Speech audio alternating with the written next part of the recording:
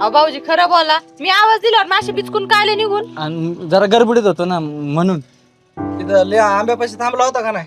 नाही कशाला. हा हे बघा तुम्हाला एक सांगतो मी बर का, गरीब असलो म्हणून काही आरोप करायचे नाही. उगा ऐकून घेतोय म्हणून ऐकून घेतोय. माझ्या भावावर माझा विश्वास आहे, तो असलं काही काम करणार नाही. लई श्वास आहे तुमचा. हा. एकदा खिशे चेक करा बरं त्याचे. चेक करा, काय लगेच चेक करतो. करा ना. करा. त्यात काय एवढं कशाला खिचे चक्कर, मी नाही घेतलेत काही. अरे नाही घेतलं तर बघ. हा, कळलं ना. हे काय रे? बघा मोजू पण नका. 2050 आहेत ते ट्रॅक्टर वाल्याचे देण्यासाठी काढून ठेवले होते मी. वाटलं तर एकदा मोजा, दिसल तुम्हाला.